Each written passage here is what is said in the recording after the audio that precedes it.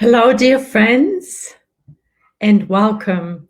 Welcome to our weekly program on Kardec Radio, where we nourish our souls 24/7. What a beautiful gift from on high that we can congregate and expand our knowledge, open our hearts to not only the teachings of Spiritism and, of course, Jesus, but also to each other. So we can collaborate in the name of on high and share precious gems that have been gifted to us. And by passing on the information, we learn a lot. And by listening, we learn a lot. And then we're invited to put all the teachings into practice. So thank you, dear listeners. Thank you, dear friends, for joining.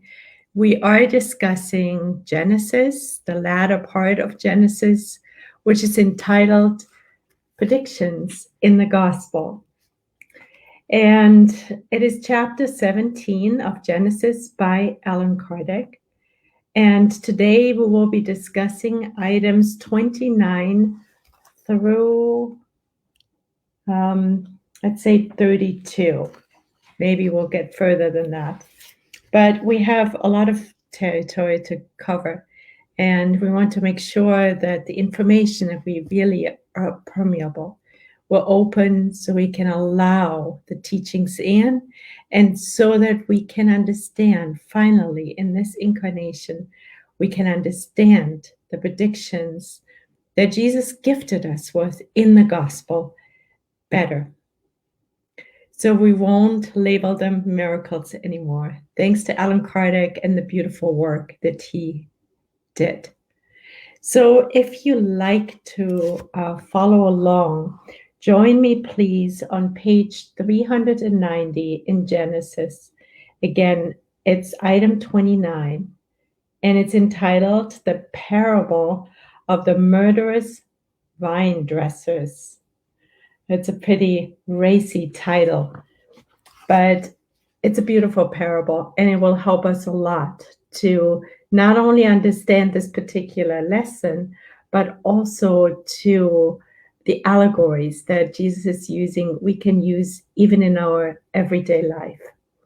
So let me share the screen for a moment here. Please bear with me.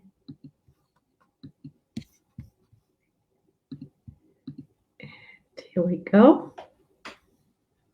Right. All right, the parable of the murderous vine dressers. All right, so what we're going to do is we're going to back up here for a moment so we don't get distracted. We're going to read the parable, and then we will take it apart. We'll explain the actual meaning. But right now, we're just invited to understand the story. We find it in Matthew 21, verses 33 to 41.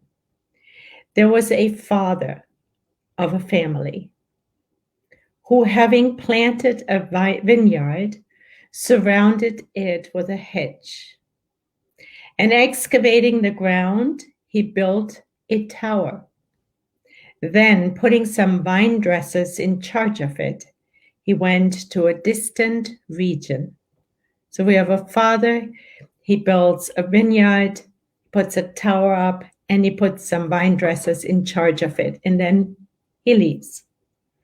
Now, when harvest time approached, he sent his servants to the vine dressers to harvest the fruit of his vineyard. But the vine dressers seized his servants and wounded one, killed another, and stoned another. So, when it was harvest time, the father sent some of his servants to the vine dressers, who were the ones who took care of the vineyard, in order to harvest grapes.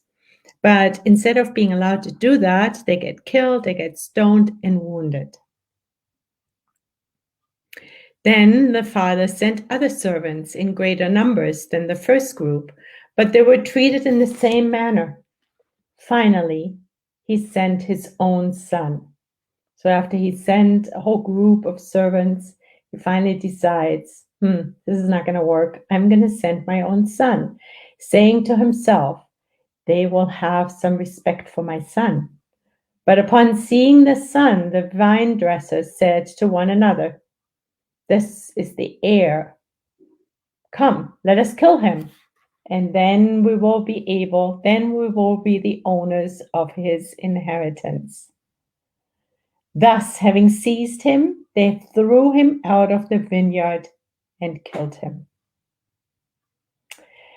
When the owner of the vineyard comes, how will he treat those vine dressers? So when the father comes back, having seen that his servants have been killed and hurt, and his son killed, when he comes to the vineyard, how will he treat those vine dressers that were supposed to take care of the vineyard? They answered, he will make those evil ones die miserably, and will put other vine dressers in charge who will give him the fruit at the proper time. Interesting story, right? It's pretty hair-raising. One may even say violent, right? But what is the meaning? Why did Jesus share this? Now, let us take it apart. All right. And thanks to Alan Kardec, we finally understand this parable if we haven't so far. So the father of the family is God. The father of the family stands for God. The vineyard he planted is the divine law he established. Fascinating, right? So the vineyard is the divine laws. The vine dressers who were in charge of the vineyard, he put in charge, are those who should teach and practice the law. So religious fathers, mothers, right? At his time, the Sadducees and all the other religious creeds. So the vine dressers are those who should teach and practice the law. The servants whom he sent to them are the prophets whom they murdered. The son whom he finally sent is who? I think we can guess it. Who is the son that God sent? Of course, it's Jesus. And they murdered him as well. So this is really the story of mankind, right? It's the story on planet Earth. Hence, how will the Lord treat those in authority who prevaricate against his law? In other words, who lie. So how will the Lord treat them? He will treat them as they treated his messengers, and will call others who will take better care of his property and who will lead his flock more ably. So God will exchange them with better messengers, with others. Thus, it was with the scribes. Now he's giving the example of what happened. The chief priests and the Pharisees. So the vine dressers were the ones who were supposed to teach and practice the law. They didn't. So instead, the vine dressers who stand for the scribes, the chief priests, and the Pharisees were the ones who didn't do their job. Thus it will be when he comes again to ask each one to give an accounting for what he or she has done with his doctrine. They will be replaced. He will take authority away from whoever abused it, for he wants his field to be administered according to his will. So all of us who are abusing the law will have to live with the consequences. So let us continue. After 18 centuries, now it's 21 centuries, Humankind has reached adulthood and is mature enough to understand what Christ could only touch upon, because as he himself said, they would not have understood. The question is, are we really mature enough, right? Are we really there yet? Because we want to say that there's still a lot of struggling around this, of really following God's law, of practicing it, of walking our talk. But Alan Kardec says, after 18 centuries, he's very optimistic. He says we're mature enough. And we have matured, and we're ready for the information, and we're ready to practice the law as well. And hopefully we take this message to heart and see ourselves mature enough that we can take this invitation and allow it to take fruit, to bear fruit in our minds, our souls, our hearts.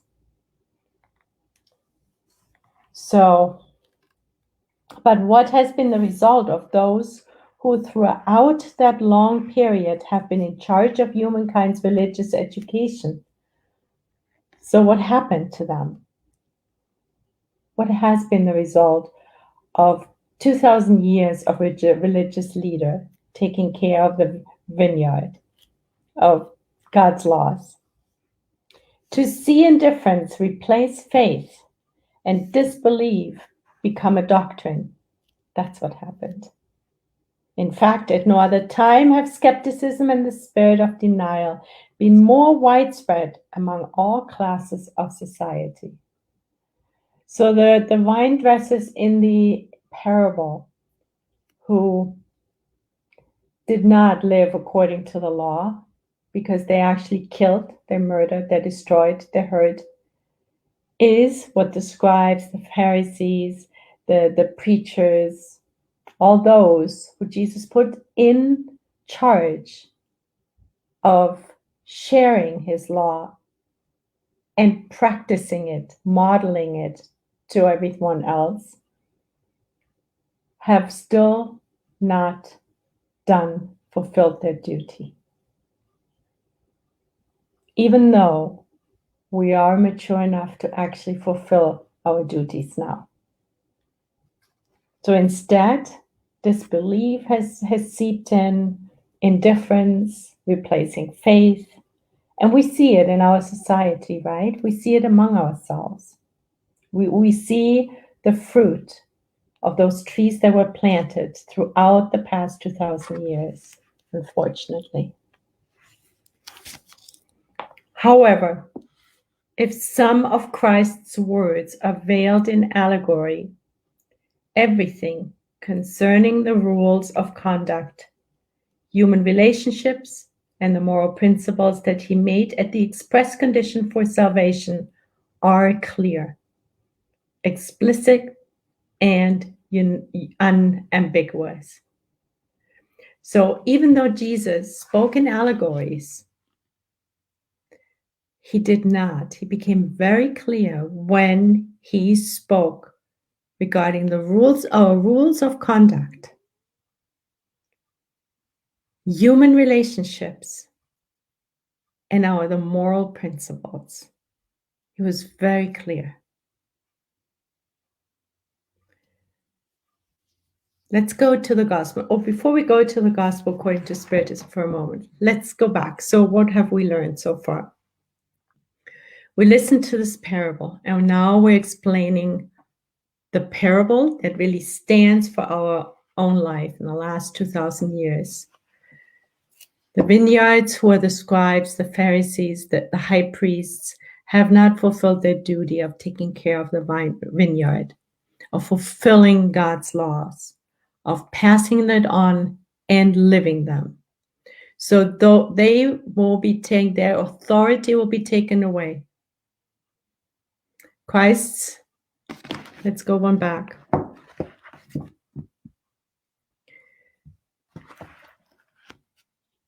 Let's go on back. The father of the family is God. The vineyard is the divine law. The vine dressers are those who should teach and practice the law. The servants are the prophets, and the Son is Jesus. None of them have really fulfilled their job except for Jesus, who was killed by them. So our invitation is to pay attention to this parable so that we won't fall into the trap of repeating the mistakes that our forefathers and forefathers and forefathers have committed.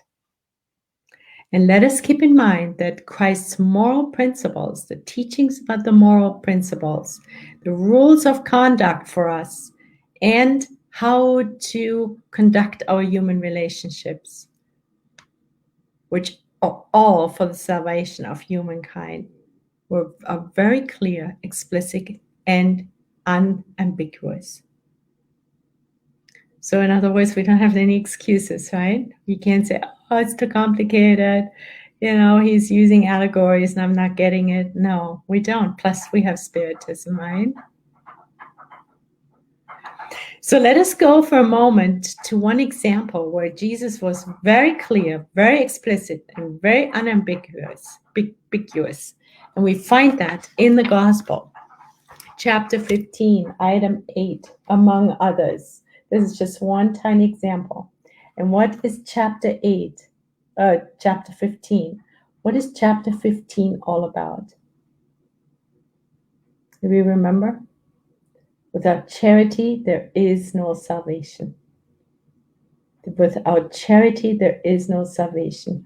What is the cornerstone of the moral principles, the rules of conduct, and all the rules Jesus has given us to negotiate our human relationships? The cornerstone is charity.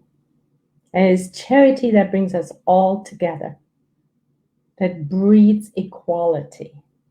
And it's in item 8 where Alan Kardec explains, without the church, there is no salvation, versus without the truth, there is no salvation. Which really means that the maxim of without charity, there is no salvation, is based on a universal principle and gives all of God's children access to the supreme happiness. Look how clear, explicit, unambiguous Jesus was when he said, without charity, there is no salvation. It's a universal principle. There cannot, per definition, be fighting around this. We can't bifurcate. We can't split up over that. It brings us together. It's the invitation for us to recognize that we're all equal children under one God. This maxim, without charity there is no salvation, is consecrated to the principle of equality before God and freedom of conscience. Without this maxim as a rule, all men and women are brothers and sisters. With this maxim as a rule, all men and women are brothers and sisters. Now, this is an example, just one example, but it's a key example of how clear Jesus was when it came to our moral principles, the rules of conduct for our own salvation. He made it so clear. He made it so easy. He paved the path for us. And yet we have issues walking on this yellow brick road that he literally laid out for us. And today we're reminded to stay on the straight and narrow. And charity is at the core of what we're practicing and teaching. And Jesus did too. And it's clear and it brings us together. And this particular maxim is also important for the next item we're going to discuss. But let us wrap this one up first. So we're not quite there yet. So Alan Kardec continues. What has been done to this maxims of charity, love, and tolerance. His recommendations to his disciples for converting others through kindness and persuasion. So now Alan Kardec gives us the rundown of where Jesus was so clear. So, the maxim of charity, love, and tolerance. His recommendations to the disciples for converting others through kindness and persuasion. We're making a list, right? We're downloading that as a reminder of where we want to focus our intention, our thoughts, and our feelings. And out of this, our words and our actions. The simplicity and humility, the disinterestedness in all the virtues that he himself exemplified. And what has happened to it? What has happened to charity when we look around, and love and tolerance? What happened through kindness and persuasion in our planet? To simplicity and humility and disinterestedness, and all the virtues that Jesus himself exemplified? That's the question. In his name, in Jesus' name, people have cursed one another and have massacred one another in the name of him who said, all humans are brothers and sisters. They have made a jealous, cruel, vengeful, and biased God out of the one he proclaimed to be infinitely just and good and merciful. So now he's showing us how we as vine dressers and as servants, we've just not fulfilled the duty and the clear roles that Jesus laid out for us. To that God of peace and truth, thousands of victims have been slain by burnings at the stake, torture and persecution in a way that the pagans never sacrificed to their false gods. So we've been worse than the pagans. They have sold prayers and the favors of heaven in the name of the one who drove the money changers out of the temple and who said to his disciples, give freely what you have received freely. We have a lot to learn, right, friends? We want to focus on charity, on love, on tolerance. How can we reach tolerance? Through understanding, taking the time to converse, to interact with our brothers and sisters, so we understand them better. What are their motives? Why are they saying certain or doing certain things, or not saying or not doing certain things? Kindness, simplicity, humility, disinterestedness, lack of attachment. Give freely what you have received freely. And guess what? Everything we have comes from God. These are all gifts from God. So everything we have to share because it was given to us. What would Christ say if he were to live among us today? What would he say if he entered our homes and this planet and see what happened to his clear, unambiguous teachings as far as our moral conduct is concerned? What would he think? Well, here's the answer. Alan Kardec helps us out. If he saw his representatives pursue the honor, wealth, power, and luxury of the princes of the world, while he, Jesus, more of a king than all the kings of earth, made his entry into Jerusalem riding a donkey. So Alan Kardec is reminding us of humility. Jesus, the king of all kings, the governor of this planet, was born among the animals, came into Jerusalem on a donkey, and everyone else of us is accumulating wealth. We act more like a king than the true king of the earth.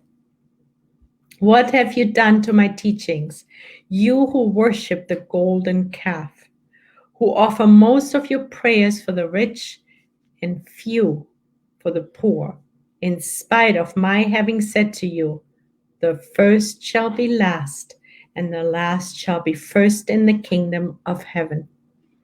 So obviously, Alan Kardec is giving us the questions that Jesus would ask us.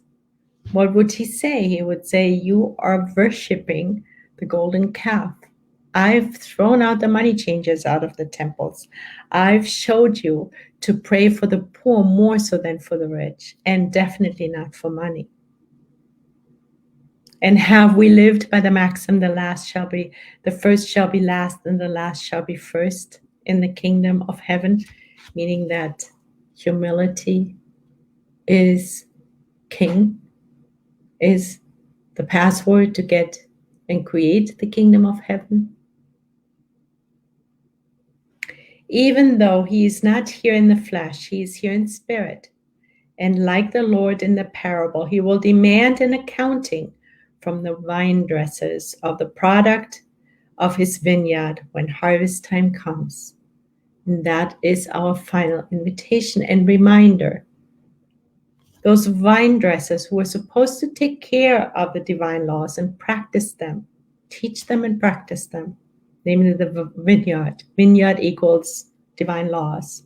They didn't do it. Did we do it? Our brothers and sisters doing it? But it's most important about us because we can only control ourselves.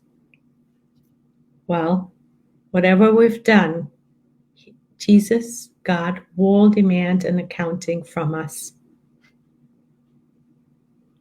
when the time comes. And we know that that happens through the law of cause and effect. And the Spiritist teachings, the teachings from the spirits in the multitude of books we have at hand, even more so in Portuguese, but even in English, drive this message home to us, the law of cause and effect in all its different colors, sparkly, non-sparkly. We have access to the manifestations of the law of cause and effect, and of course in our own lives. That's the accounting that God will present us, will demand from us. So what are we invited to? To do the good, to feel the good, to visualize the good, to mold the good, to display goodwill, seeing the good in everything and all, and always being charitable, which is seeing the good, feeling the good, speaking the good, visualizing the good, everything the good, 24/7. Okay, so let me quickly look whether there's any questions, because then we're going to move on to the next one. Let me see real quick. Cardiac radio. Yep, so let's see, are there any questions?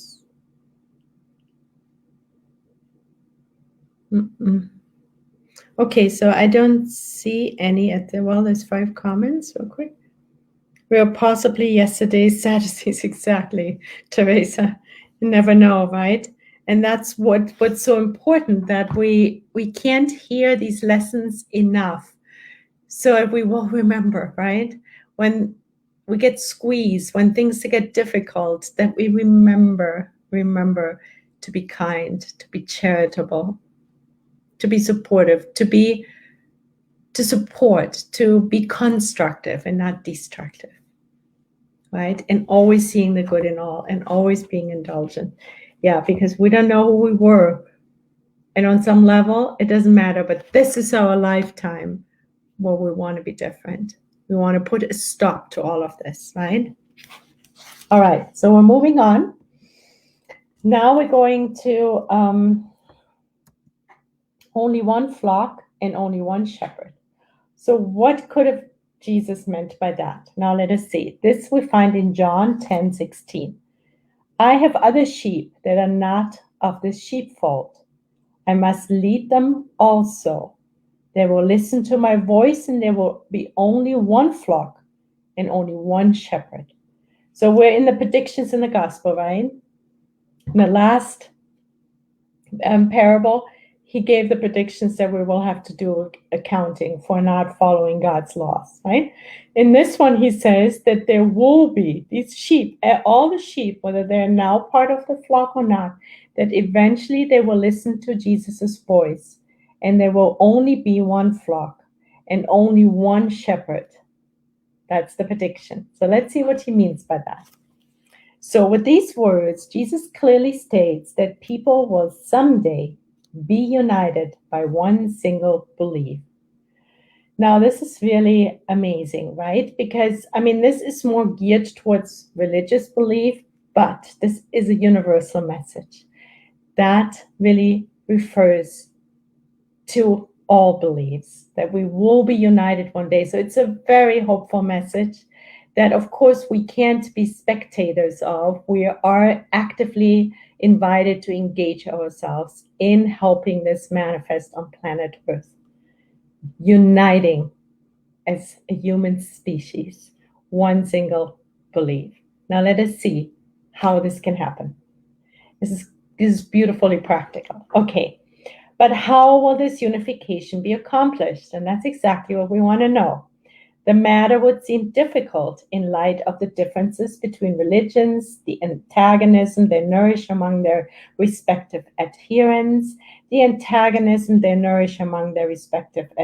I said it already, and their stubbornness in believing they have exclusive possession of the truth.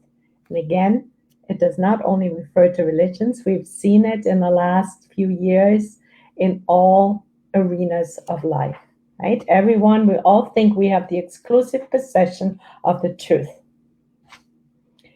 They all want unity, but they all flatter themselves by thinking that it will happen to their advantage, and none accept making concessions regarding their own articles of faith.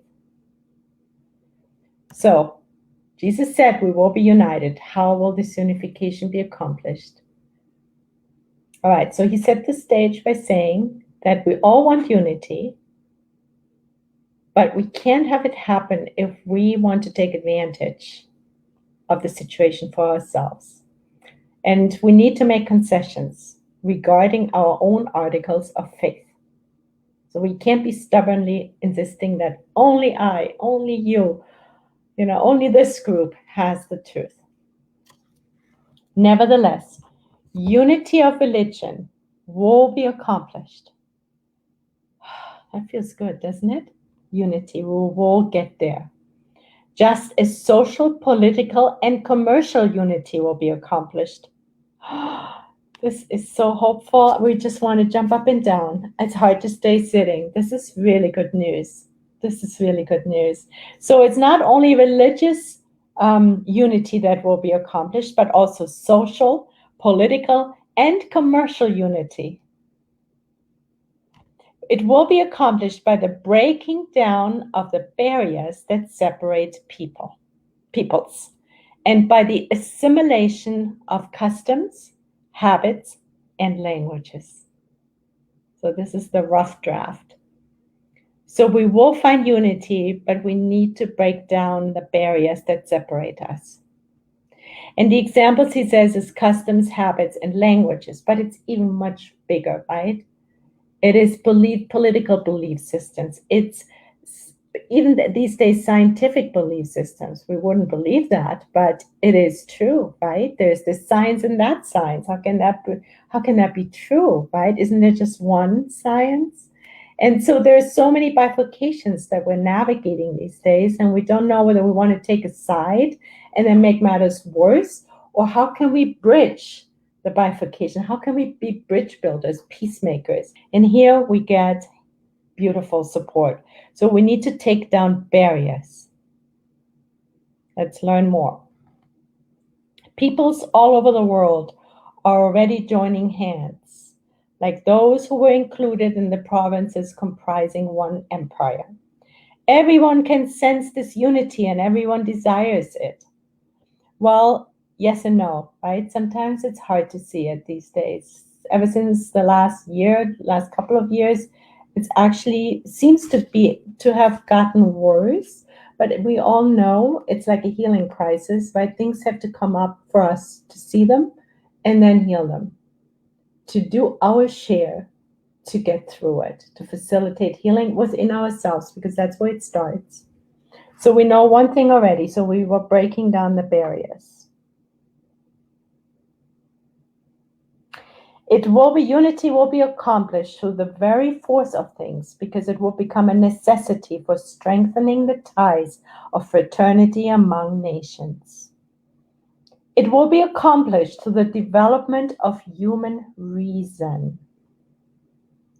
accomplishment of human reason, which will understand the childishness of all disagreements, and through the progress of the sciences, which demonstrate every day the material errors upon which such disagreements are based, and little by little break loose the crumbling stones of their foundations.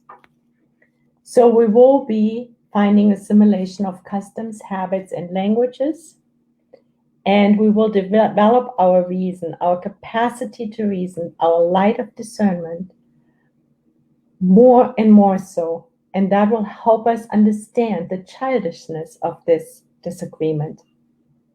Divide and conquer is a very ancient martial law, we want to say, a way of how to win over the opponent, how to win over the opponent. And sometimes, even today, this strategy is being used by those in power. And hopefully, we can recognize that and not fall into the trap. And not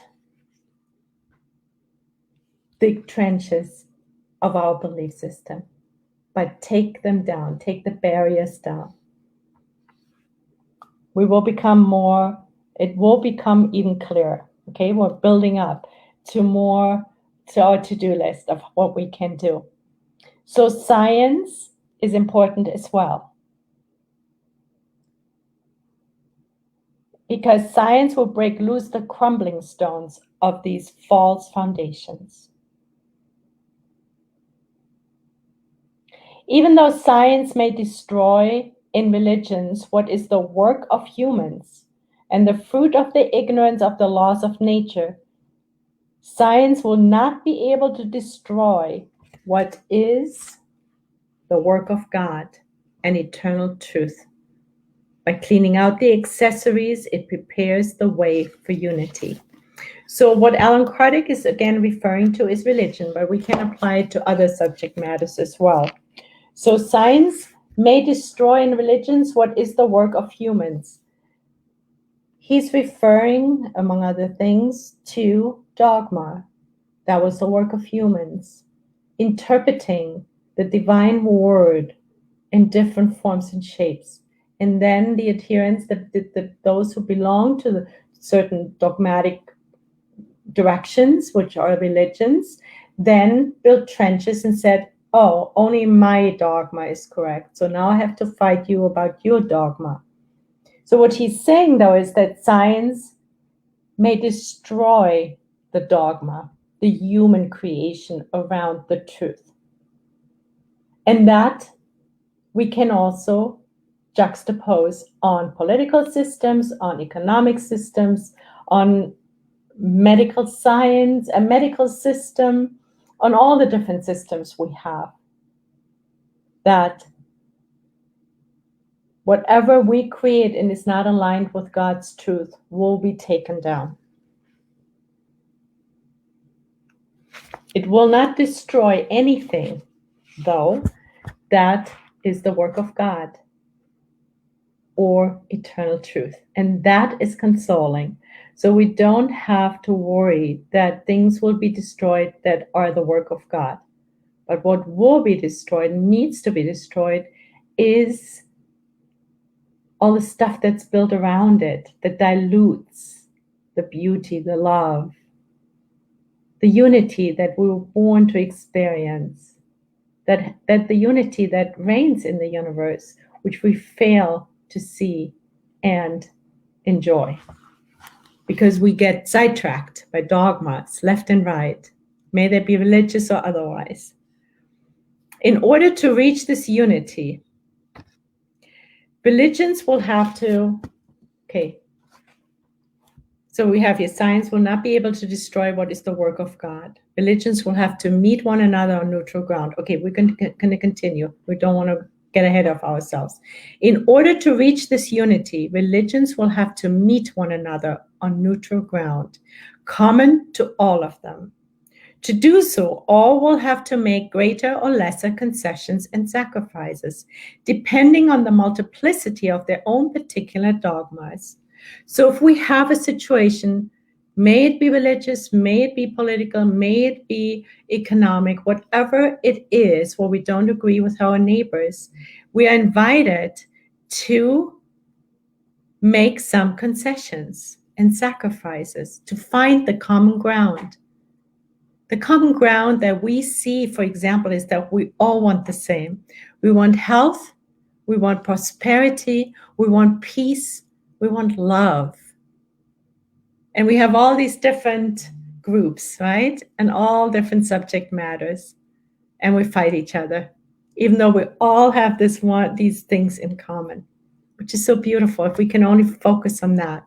So he's kind of like hinting to that. So he's saying to do so, all will have to make, so religions will have to meet one another on neutral ground. So where's the neutral ground? We all want love, for example, right? And it's not just religions. Again, we can use, it's a placeholder also for other issues, directions, systems. However, in virtue of the principle of immutability, which all profess, the initiative of such concessions will not come from the official camp. Now let's listen.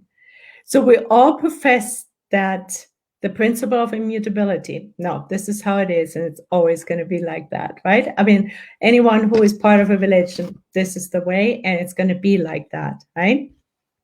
So in virtue of the principle of immutability, which all profess, the initiative of such concessions that we need to make will not come from the official camp. So there won't be decreed. Instead of taking their departure point from above, they will take it from below through individual initiative. So right here, this is so amazing. Allan Kardec is giving us the power. As we always say, the power is with the people, right? We have the power. Are we recognizing that? Isn't this amazing? How empowering this is? He says here very clearly, it cannot come from above. It doesn't come from the official camp. We can't wait for it to happen or necessarily even get help. We have to do it.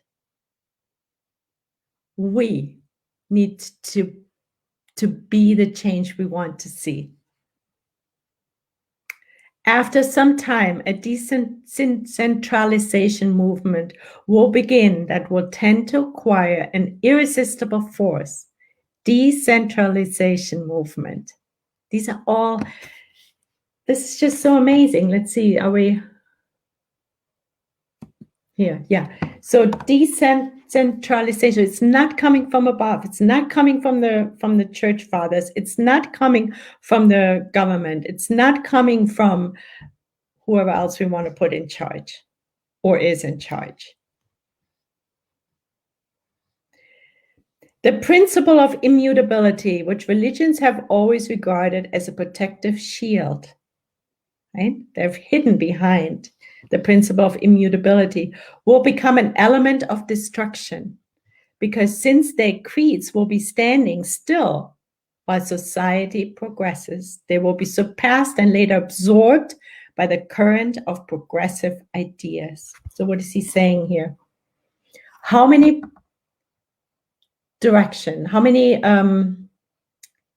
what's the word? I can't think. Like religion, right? How many compartments on planet Earth are hiding behind the principle of immutability?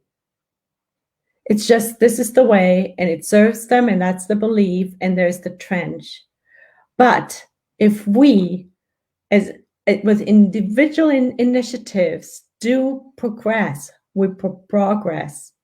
We will be taking over that immutability and show the rest of them who are stuck in immutability that this is not so, that there is progress. And we know that, law of progress. We can study it in the Spirit's book. We'll always progress. So the creeds of these different groups will be standing still while society progresses, and society is not out there. We are it, right? We are society together with our brothers and sisters. They will be surpassed. So these groups, the religions, they will be surpassed and later absorbed by the current of progressive ideas. And where are those progressive ideas coming from? us, the individual initiative. We can't wait to come from above. Instead of being a force, immobility becomes a cause of weakness and ruin. So instead of being a force, immobility will become a cause of weakness. So if we stagnate, we'll be weaker. For those who do not keep pace with the overall movement. So we're going to read the sentence again. Instead of being a force, immobility becomes a cause of weakness and ruin for those who do not keep pace with the overall movement. Immobility breaks down unity. Let's download this. Immobility breaks down unity. We want unity, right? We want to come together with our brothers and sisters. We want to find common ground. We want love. We want understanding. We want to come together. We don't enjoy bifurcations. We don't enjoy that our neighbor is in his trench or her trench and we're in ours. Because we humans are meant to live in society, to interchange. We want love. We just want to be and need to be together, to learn and to provide assistance. So immobility breaks down unity. It's very important for us to remember. Because those who want to advance are separated from those who obstinately remain behind. And now, of course, we're invited to meditate on seeing how that is played out in today's world. Let us continue. So just take a deep breath, because this is a lot of rich information, right? Immobility breaks down unity. Those who advance are separated from those who remain behind. And of course, we're always invited to help our brothers and sisters. But they don't always want to be helped. And we know that too, because they're attached to their belief. They're attached to the status quo. They're not ready to progress. And that does not mean we need to fight them. We can't force them. We can bless them and move on. But for us to know that immobility breaks down unity. All right, so let us continue. We're wrapping up. In the current, let's see, did we just, feels like, well, maybe it's coming. In the current state of opinion and knowledge, the religion which will someday unite all people under one banner will be the one that best satisfies reason. So the religion that will bring us all together will be the one that best satisfies reason, that has the most reason built in. So no blind faith, but reasoned faith, like the one that we practice as spiritists in Spiritism. The religion, so one more time, which will someday unite all people under one banner, will be the one that best satisfies reason and the authentic aspirations of the heart and mind together. The religion which will at no point be contradicted by positive science. So the religion which will someday unite all people under one banner will at no point be contradicted by positive science. So this religion that will unite us will not be contradicted by positive science. Now that's confusing. So we went and looked up positive science, and we're open to input. But this is what we found. So positive science implies that science which establishes relationships between cause and effect. In other words, it scientifically analyzes a problem and examines the causes of this problem. So this is positive science. And it stands in contrast to normative science, which relates to normative aspects of a problem, namely what ought to be. A normative problem aspect of a problem is what ought to be. Under normative science, conclusions and results are not based on facts.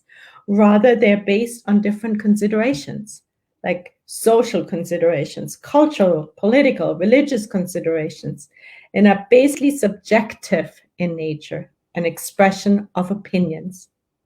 In short, positive science is concerned with how and why, and normative science with what ought to be. I hope we get the difference. If you want to read it more or go over it again, you may take a screenshot.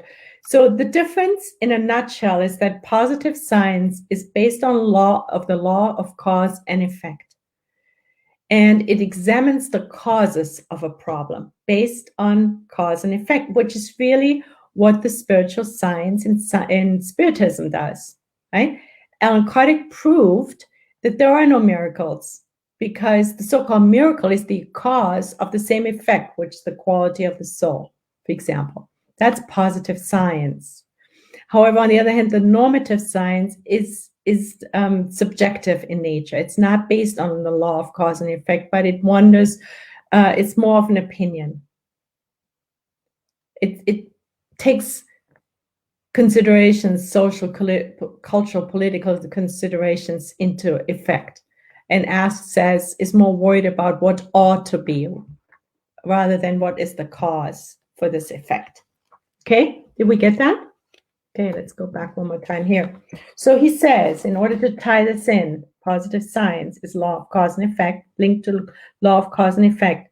In the current state of opinion and knowledge, the religion which will someday unite all people under one banner will be the one that best satisfies reason and the authentic aspirations of the heart and mind. It will also be the religion which at no point will be contradicted by positive science. That is the science that is concerned of law of cause and effect.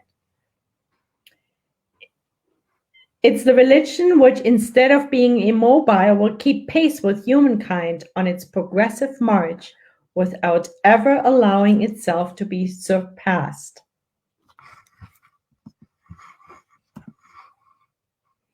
So here it is. It's bullet points, right? So we broke it down. So we're looking for the religion that will unite us. And the definition is it will satisfy reason. It will not fall prey to contradictions by positive science. It will keep pace with mankind's progress. Now let's continue. It won't be immobile. It will keep pace with humankind on its progressive march. This religion will neither be exclusivist nor intolerant. It will be the emancipator of the mind and will accept nothing but rational faith. It will be the one whose moral code will be the purest, the most logical, the most in harmony with social needs. Finally, it's the religion, the one that is the most suitable for founding the kingdom of the good on earth through the practice of universal charity and fraternity.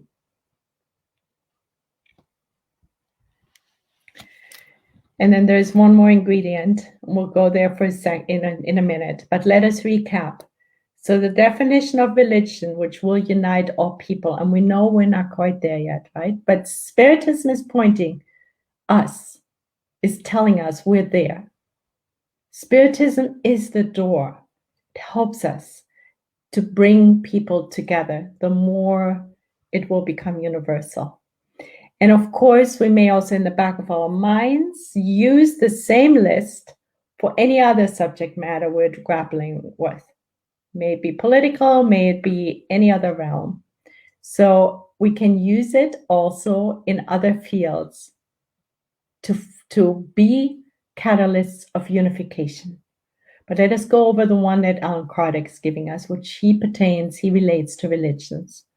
So the definition of religion which will unite all people will satisfy reason, will not be contradicted by positive science, will keep pace with mankind's progress, will not be breeding exclusivity, but inclusivity, which we know that when we say there is no salvation without a church, that's exclusive.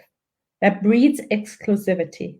The maxim, there won't be any salvation without charity, breeds inclusivity, because we can all be charitable. It doesn't matter who we are and who we belong to.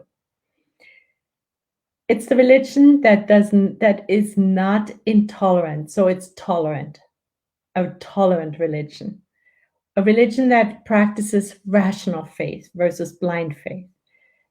The religion that has the purest moral code, so is the closest to Jesus's teachings. It's unadulterated, because remember, Jesus was very clear in his moral code. There were no allegories there. We just learned that a few minutes ago. The religion that's most logical and in harmony with social needs. And that religion will be most suitable for helping us to establish the kingdom of God, or the kingdom of the good, in our hearts and minds. And we do that via practicing universal charity and fraternity. Universal unity all has the same root of the word, bringing us together, because it's universal. Charity and fraternity. It's so beautiful. And there's one more ingredient he touches on. What feeds the antagonism among religions is the fact that each one has its own particular God.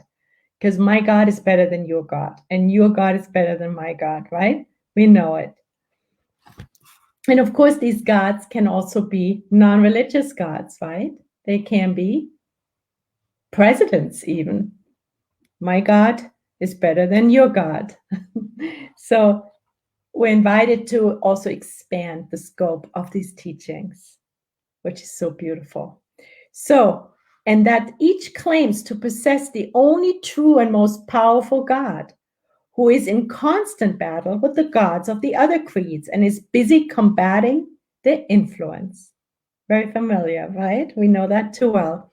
Once they're all finally convinced that there is only one God in the universe, and that in all actuality it is the very same one whom they worship under the name of Yahweh, Allah, or God, and once they are in accord on God's essential attributes, they will understand that a soul being can have only one will. Makes sense, right? Once we understand there's only one God, all of our different gods, there's really one God only, has many names, it doesn't matter. But this one God can only have one will. It's so beautiful, right? It's so simple, we make it so complicated. Doesn't it feel like that, friends? Then they will shake hands as servants. So we will, once we realize there's only one God and one will, then we will shake hands as servants of one and the same Lord, and as children of one and the same Father. And they will have taken a great step towards unity. Hallelujah. Aren't we happy that we got this list? This is our new list of working, establish unity on this planet, which it so desperately needs. And we've learned it can't come from out there, from above. It has to be our initiative. And here, Alan Kardec handed us the golden key. Thank God. Friends, let me get out of this so we can connect and I can see whether you had any questions or see here. Go to comments. First of all, I want to say hello to everyone. There's Tony. Hi, Tony. Thank you for joining. And there's John De Rosa. Thank you for joining. Teresa, thank you for joining. Saulo Silva, thank you for joining. Luke Allen and Teresa was saying, yes, we're the Sadducees, exactly. Mark, thank you for joining. Alicia Ramos, thank you for joining. And Tony, do you feel today's religions have fear of unity? That's a good question, right? Because we could say yes, intuitively speaking, without any scientific proof, because that would undermine in their mind their pride, right? If a priest or a group of priests all of a sudden would have to admit that their little domain is not the only one and the best one, that actually it's all together and that we can simplify it. It's about power and money also, right, in religions. So, I mean, please feel free to comment and give your own take on this, but we would say it's very likely, right? But we need to ask ourselves, how are we supporting this lack of unity? Are we members of these groups and supporting them? Sometimes we do it by just membership. Sometimes we do it with our own dollars. Where do we put our money? What is the dollar I spend today supporting if I follow the money and see where it goes, right? So there's a lot of awareness, more awareness we can have. Because if they have the fear, we get, if they're fearful, that's not something we can change. But we have the power, and we just learned it has to come from us to act differently in many different levels. Okay, any other? That's it. Friends, I'm so excited. We're so excited. This was a really, really eye-opening, important lesson, and we're running late. We apologize. Many blessings. God bless you, and so God willing, we will see you again next week, same time, same place. Good night, friends.